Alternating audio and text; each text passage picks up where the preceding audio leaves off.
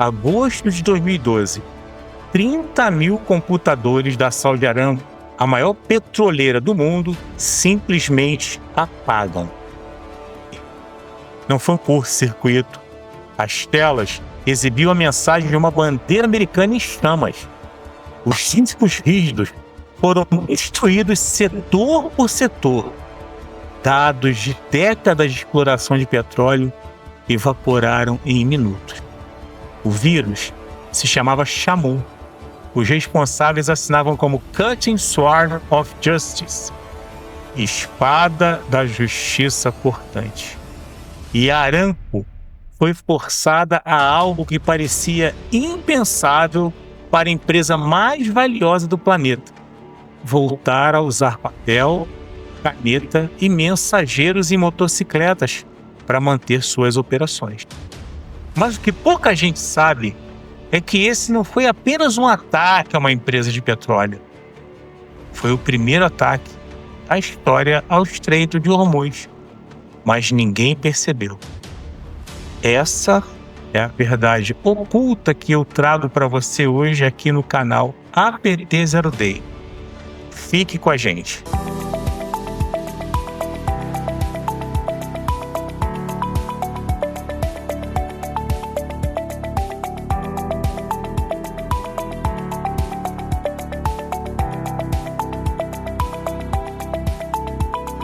Em 2024, 20 milhões de barris de petróleo passaram pelo Estreito de Hormuz todo santo dia. Isso equivale a aproximadamente 20% do petróleo líquido consumido no planeta. O equivalente a se encher 2.500 piscinas olímpicas por dia. Hormuz é o pescoço por onde respira a economia mundial. Um corredor de apenas 33 quilômetros de largura entre o Irã e Omã. E sempre que a tensão entre o Irã e o Ocidente escala, a pergunta que se repete nos gabinetes de defesa de todo mundo é sempre a mesma: será que o Irã vai fechar o estreito? Mas a pergunta está errada. E ela está errada desde 2012. Porque o que o ataque Shamoon revelou não foi uma mudança de campo de batalha que ninguém estava monitorando. Não precisou de uma única mina naval. Precisou apenas de um laptop e atingiu o coração logístico da maior via energética do planeta, revelando uma vulnerabilidade crítica que poucos conseguem enxergar, principalmente nesse momento onde Hormuz está estrangulando o fluxo de petróleo do planeta. Pense comigo, Shamoon não virou um navio petroleiro, virou uma infraestrutura crítica. A infraestrutura que processa, armazena e distribui todo o petróleo que sai por Hormuz. Mirou sistemas de controle dos terminais de Ras Tanura. Mirou os bancos de dados de exploração. Foi um ataque ao estreito, inequivocamente, só que pela porta digital. Mas ninguém percebeu e ninguém tratou como se fosse um ataque na ocasião. E exatamente aqui está o ponto que transforma essa história de um ataque isolado em um padrão. O Shamoon não foi o único caso. Maio de 2021, Colonial Pipeline, o maior sistema de oleodutos da costa leste dos Estados Unidos. 5.500 quilômetros de dutos transportando gasolina, diesel, combustível de aviação do Texas a New Jersey. Um grupo de ransomware chamado DarkSide invade o sistema de faturamento da empresa. A Colonial, sem conseguir rastrear quem comprou o quê, toma uma decisão que jamais havia tomado em seus 57 anos de história: desliga completamente os dutos. O resultado? Postos de gasolina secam do Alabama a New Jersey. Filas de carros se formam em 11 estados. O presidente dos Estados Unidos, então, declara estado de emergência. A empresa tem que pagar 4,4 milhões de dólares em bitcoins aos hackers do DarkSide. Veja bem o que aconteceu aqui. 5.500 quilômetros de aço, válvulas e concreto parados por conta de um código de computador. O campo de batalha definitivamente migrou e ninguém está se importando com isso. Mas a próxima fronteira de ataque já está sendo atacada. Poucas pessoas reconhecem. Então, um pouquinho mais para frente, final de 2023, um grupo autodenominado Cyber Avengers, afiliado à Guarda Revolucionária do Irã, começa a atacar controladores lógicos programáveis, os PLCs, nos sistemas de água, energia e distribuição, tanto em Israel quanto nos Estados Unidos. Não são mais computadores de escritório, são os dispositivos que controlam bombas, válvulas, comportas e turbinas, o sistema nervoso da infraestrutura crítica israelense e norte-americana. A Agência de Segurança Cibernética Americana, a CISA, emite um alerta urgente detalhando como está sendo a campanha. Em 2024, 67% das empresas de energia, petróleo e gás foram atingidas por ransomware. E isso significa nada mais, nada menos do que 2/3 de todo o setor petrolífero. Em abril de 26, apenas 3 meses, agências americanas emitem um novo alerta. Hackers iranianos estão mirando especificamente os sistemas SCADAs, HMIs e os PLCs de infraestrutura crítica da água e da energia dos Estados Unidos. O padrão é inequívoco. O que começou como um ataque a computadores de escritório na Saudi Aram, em 2012, evoluiu para uma campanha coordenada contra o sistema nervoso da infraestrutura energética global. Os atores são aqueles mesmos que sofreram o ataque do Stuxnet em 2010. Se lembra? Esse é o perigo de se colocar um vírus para atacar um Estado. Normalmente, o Estado atacado consegue fazer reengenharia e transformar esse vírus numa arma mais letal ainda. Mas o que pouca gente sabe é que, enquanto esses ataques acontecem, uma solução está sendo desenhada. Uma solução geopolítica de escala monumental. E ela é, ao mesmo tempo, a resposta mais ambiciosa que pode se tornar o alvo mais vulnerável já concebido em termos de infraestrutura crítica. Antes desse cenário, estrategistas não estão parados. Existe um plano, e ele não é pequeno. Na verdade, uma proposta muito ambiciosa, a de construir um grande terminal portuário no Mediterrâneo, ou no Egito, ou conectado a Israel e a Jordânia, alimentado por oleodutos, gasodutos e uma malha ferroviária de carga pesada cruzando a Península Arábica. Um corredor logístico multimodal. E atenção, não pode ser apenas um duto para transportar apenas petróleo. Precisa movimentar petróleo, gás natural, fertilizantes sólidos com ureia e fosfatos e também petroquímicos. O objetivo, na verdade, é transferir toda a cadeia logística que hoje depende desses estreitos vulneráveis para uma rota terrestre fortificada. Parte disso já está em andamento. O Corredor Econômico Índia-Oriente Médio-Europa, chamado de IMEC. Ele prevê trens de cargas cruzando os Emirados Árabes e a Arábia Saudita.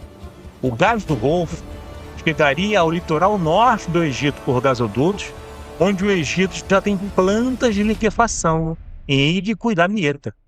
Transformado em GLN, esse gás seria embarcado em navios do lado europeu do Canal de Suez, navegando com segurança até a Grécia, a Itália e a Espanha. O custo estimado desse projeto ambicioso é entre 50 e 100 bilhões de dólares. Parece muito, né? Mas considere agora o bloqueio do Canal de Suez pelo navio Ever Given em 2021 causou um prejuízo de quase 10 bilhões de dólares por dia. Se lembra aquele navio que ficou atravessado? Esse corredor não é apenas uma obra de engenharia, ele é uma arma geopolítica, uma verdadeira arma geopolítica. Se ele se concretizar, o Irã perde quase toda a sua capacidade de chantagear a economia ocidental e os países árabes. O Estreito de Hormuz deixa de ser um pescoço. Os Houthis em Bab el-Mandeb se tornam estrategicamente irrelevantes. A Arábia Saudita, os Emirados Árabes e o Catar poderão exportar petróleo, gás e fertilizantes sem jamais passar por um estreito perigoso. Isso é mudança total na geopolítica e no equilíbrio de poder regional. Imagina o Irã sem essa capacidade histérica de ficar chantageando o Ocidente. O escudo logístico definitivo uniria a produção árabe ao consumo europeu e isolaria os atores desestabilizadores da região. Fantástico, não? Isso você só tem aqui no canal APT Zero Day, sabia? Pode procurar em qualquer canal. Ninguém ainda no Brasil falou sobre esse tema. Mas aqui, exatamente aqui, mora uma grande ironia que se faz a tese central desse meio episódio. Vocês não acharam que eu vim aqui para falar só sobre petróleo, logística, transporte multimodal, corredor? Não! A minha praia é direito do cyber. Então vamos lá. O corredor resolve o problema do mar, mas ele não elimina a vulnerabilidade. Ele apenas já transfere. E transfere para um domínio onde os adversários já são mestres e já provaram muitas vezes que podem também desestabilizar o planeta. Pense na arquitetura de controle de um corredor multimodal dessa magnitude, de 2.000 quilômetros de extensão. Dutos com sensores de pressão e vazão, ferrovias com sistemas de sinalização digital, terminais portuários com guindastes automatizados pelo cyberespaço, plantas de liquefação com controladores lógicos industriais, tudo interconectado, tudo dependente do nosso tão famoso e conhecido sistema SCADA, o preferido dos hackers. Cada válvula, cada sensor, cada sistema de roteamento de carga, cada um desses pontos se perfaz em uma verdadeira porta de entrada para armas cibernéticas do século XXI. O que o Shamu fez em 30.000 computadores em 2012, um adversário sofisticado pode fazer em 30.000 quilômetros de infraestrutura interconectada em 2030. Se lembra do Mythos? Bota o Mythos nisso aí que ele resolve na hora. O problema não é o meio de transporte, se é navio, duto ou trem.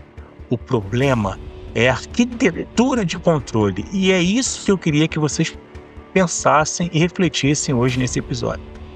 A arquitetura de controle de um corredor multimodal é, por definição, uma das maiores superfícies de ataques cibernéticos já criadas pela engenharia humana, que vai demandar um sistema de defesa cibernético colossal.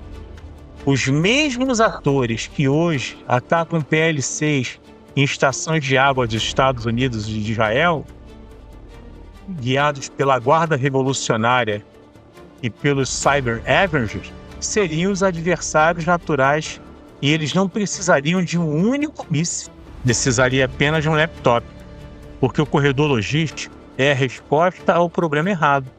Ele resolve o bloqueio físico, mas o campo de batalha já migrou. A verdadeira segurança logística do século XXI não depende apenas de contornar estreitos com betão e aço. Depende das fortalezas cibernéticas capazes de proteger as novas artérias da economia global. O primeiro ataque ao Estreito de Hormuz já aconteceu, e eu provei aqui. foi em 2012. Não explodiu nada, não afundou nada. E talvez seja exatamente por isso que ninguém notou. E o plano para contorná-lo, o maior projeto de infraestrutura logística do século, pode estar criando também o maior alvo cibernético do planeta. Estamos vivendo um momento em que a geopolítica e a cibersegurança se tornaram a mesma disciplina. A terceira revolução nos assuntos militares não é mais sobre quem controla o mar, a terra ou o ar. Eu já provei aqui várias vezes. É sobre quem controla o código que move a civilização. E esse código é muito importante para a geopolítica mundial. Porque em um mundo inundado de informações irrelevantes, clareza é poder. O que você acha? Um corredor logístico de 100 bilhões de dólares seria a solução? Ou é apenas um alvo maior com um preço mais alto? O ataque do Shamoon de 2012 foi de fato o primeiro ataque ao Estreito de Hormuz? Ou eu estou forçando a barra aqui nessa conexão? Deixe a sua opinião nos comentários, eu gostaria de interagir com você. E se você ainda não se inscreveu no meu canal, se inscreva, aperte o sininho para ser avisado com os novos conteúdos, ajude o canal a crescer para que a gente possa estar sempre postando e buscando conteúdos interessantes. Antes de terminar esse episódio, como essa semana foi o Dia do Amigo, eu queria fazer uma homenagem ao comandante Ailton Matos, que me cedeu gentilmente esse tema. O Ailton, para quem não sabe, é doutor nessa área de geopolítica do petróleo. E no Dia do Amigo nós conversamos e ele falou para mim: Alexandre, tem um tema bombando aí que eu acho que você podia fazer no canal que ia ficar legal. E realmente, ele me passou os dados, eu fui lá, pesquisei e trouxe para vocês essa temática que vocês podem pesquisar aí. Pega o YouTube agora no Brasil e tenta ver se algum canal já explorou isso aí. E é uma coisa que daqui a pouco vai bombar, gente. Então, Ailton, um grande abraço, muito obrigado por ter me emprestado uma parte do seu capital intelectual para engrandecer o nosso canal APT0D. E com a audiência, eu deixo o meu grande abraço.